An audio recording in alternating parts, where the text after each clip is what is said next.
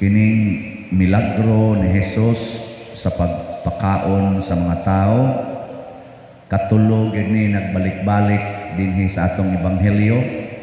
Katulo ba kaupat ba ni nga gipahimug-atan gyud nga ang jutay pagkaon nakapakaon sa libuan ka mga tao unya masubrahan pagyud.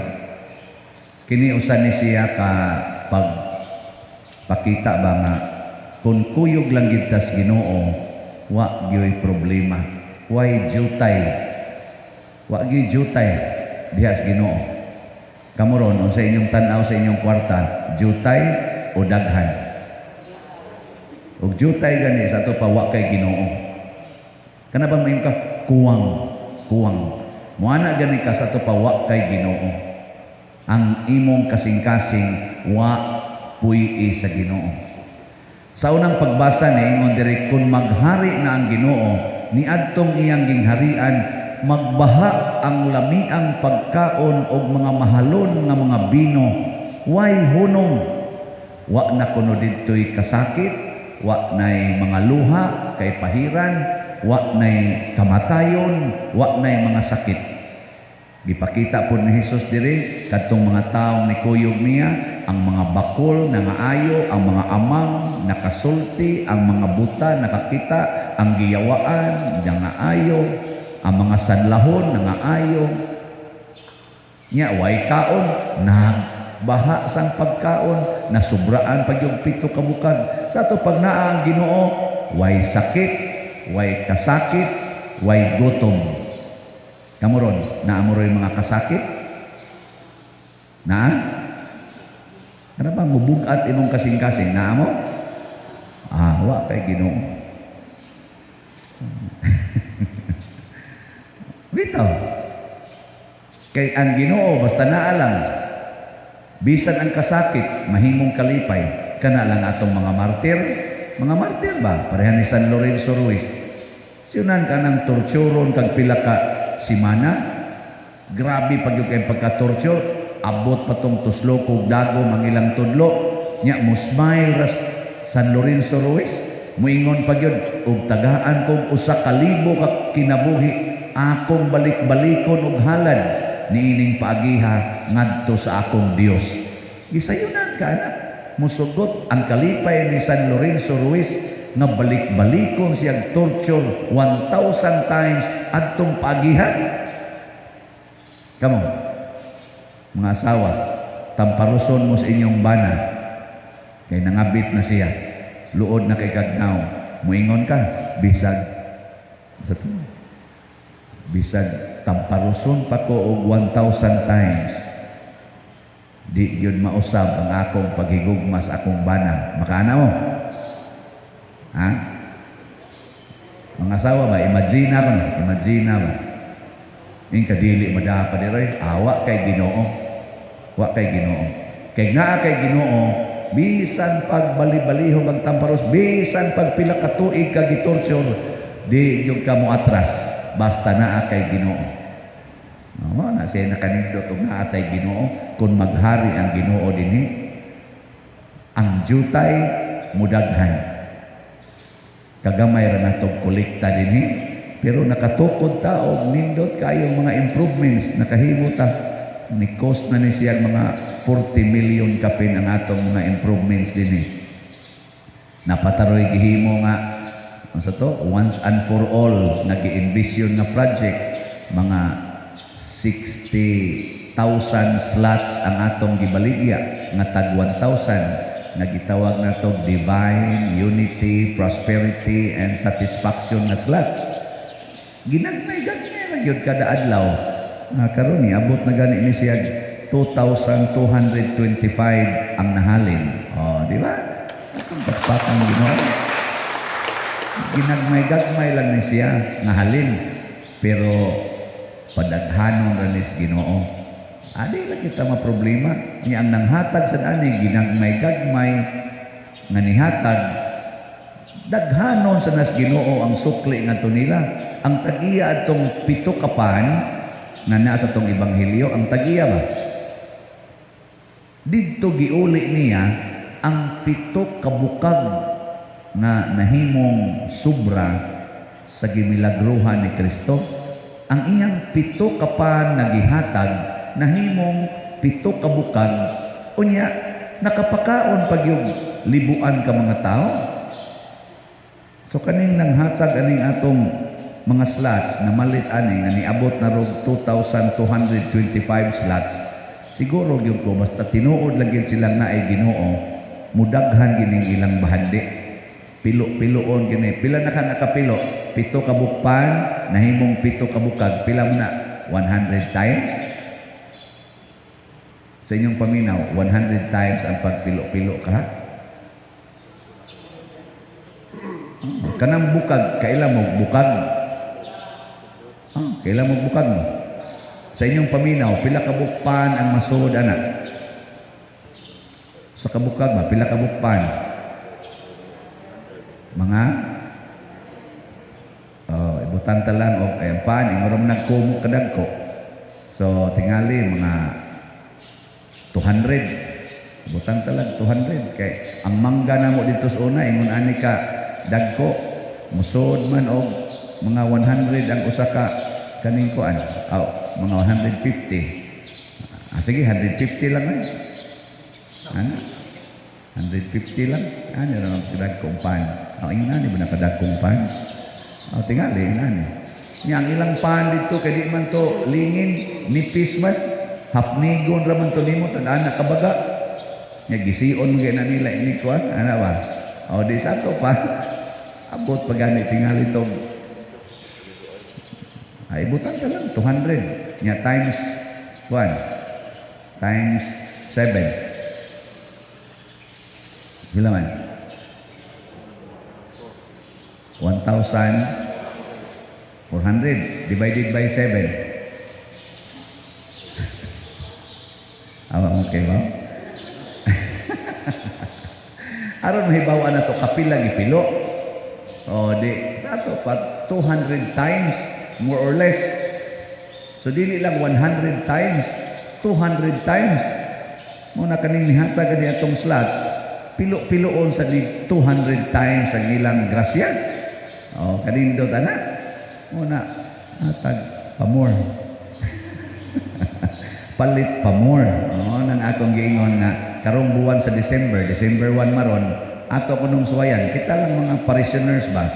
Nya hastang inyong mga kaila, dasiga ko sila ini nga month of December, muhatag, mupalitag bisag usa lang kaslat, 11 usa lang kaslat atong gift ni Mama Mary karong iyang Conception, Immaculate Conception na pista karong December 8. Muna atong gift niya sa iyang pag-conceive niya, ato sa nang gift ni Jesus sa iyang birth karong December 25.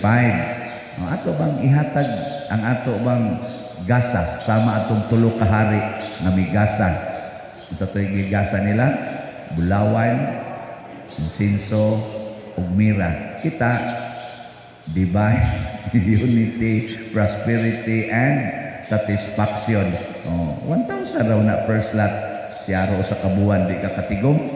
Anak, labi na kay trabaho. Kamo, ako mong sayag dasig. Ako, saad sa ko, basta buhi pa ko, 11 kuan kini akong paliton, mga 20 ka slots kada buwan. So, mahurot ning buwan sa December, basta kapalit sa ko. Kaya ni aging buwan, kapalit man ko og 58 ka slots, kay birthday man ako pagka 24, ika 58 birthday. So nipalit sa ko 58 slots. Karon sad masigin mo tingin akong 25 kay pinaka-highlight ko natong 25, no? December 25. So ako lang sang himuong 25 slots akong paliton. Anak, kamo pila may inyo? Anak man ka nang mamaligay, pila may imo? Pila inyo? Sige, ato balito naron mahurot na ning 60 slots aron ika-January sugod na ta sa atong once and for all projects, di ba? Okay na ninyo?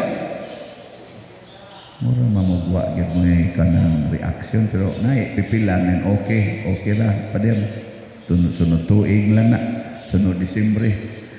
Ako lang ang gihisgutan tungod kay mauni ang beauty sa kinabuhi sa simbahan. Kitang tanan kinahanglan mahimong kabus aron madato ang atong simbahan. Kung mahimo na tan kabus kitang tanan, madato ang simbahan. Kinsa man ang simbahan? Ang katilingban. Why maglisod? Why magkalisod-lisod? Matod pa sa atong Acts of the Apostles, why kana ganing gitawag nato nasubrahan, wa say nakuwangan. Ninduta na nga kahimtang, why nasubrahan, wa say nakulangan. Karon naatay jutay nga nasubrahan, daghan kay nakuwangan. Og inyong tanawon sa kaning gitawag og economic ba nga analysis. Kuan pa ko, high school pa ko, giingnan ako sa among social studies nga maestro, gitouch man na niyang topic sa sharing of goods sa kalibutan.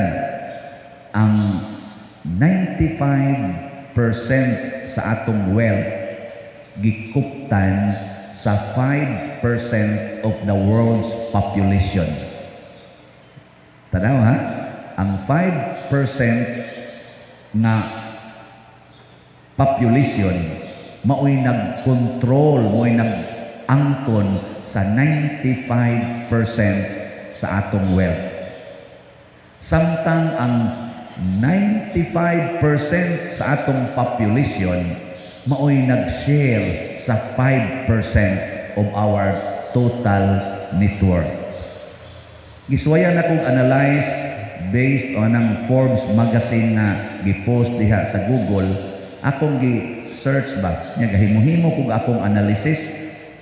Karon kay high school pa kung kuwanto 1979 akong gi-analyze karon pastilan ang nigawas sa ako lang analysis, bugo-bugo mo sa kugjutay, ako lang sa nangikon 4.97% sa atong wealth sa tibuok kalibutan ang nag-share ang 95%. Ang 96 something point something or 95 point something percent sa atong wealth sa kalibutan ang nagkupot ang 5%. Kuyaw no? Ngunang doon natay kinadatuan karon nga tao sa kalibutan. Di lang na ko isulti na amnas Google, the wealthiest person in the world now na siya net worth nga mga $330 billion. Siya ra ko sa kupot ana $330 billion. Ano? Sobra na kayo na niya. Di ba? Pero daghan kay din ni San Vicente nga malipay lang tag 5 kilo rice atong ihatag kay galisod in tawag maayo. Daghan kay tibok kalibutan nga naglisod og kaon katulo sa usa ka adlaw. Kanang gitawag natong naa sa below poverty line. Grabe jud kay ang atong pagkahakog.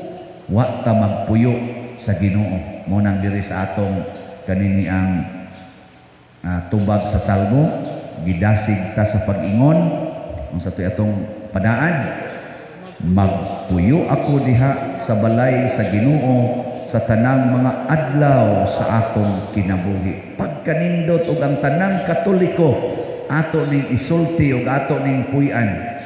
Puy-an nato ang paghinatagay, puy-an nato ang pagtinabangay, puy-an nato ang pagpaminaw kanunay sa pulong sa Ginoo. Ug matagamtam nato ang tinuod na kalipay nga matod pa sa unang pagbasa, magbaha ang pagkaon, papason ang atong mga kasakit, pero moabot ang panahon kuno na ang mga mapahitason katong gitawag og muab, tunob-tunuban sa mag-uhot diha sa hugaw sa mga kahayupan diha squadra, di ba? Kanang mga uhot masagol man na sa kaning kuan, lapok ato na mala ng tunob-tunuban. Mao na siya ang mahitabo sa mga mapahitason. Ngunang di lang tamasina aning ni ang 5%, bahala na lang og kita dinhi 95% ang gidaghanon, gamay ra tag pagkaon, ato lang i-share, mudaghan ra lagi na. Na kamo share mo ros kolekta, mudaghan na. Palit mo slat, mosamot kadaghan, daghanog palit, mosamot pag nagkadaghan. Misteryoso kaayo ang pamaagis Ginoo.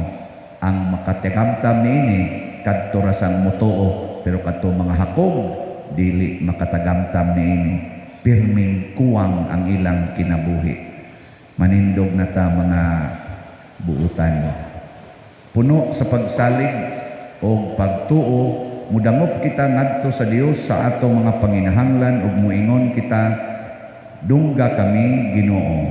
Dungga kami Ginoo.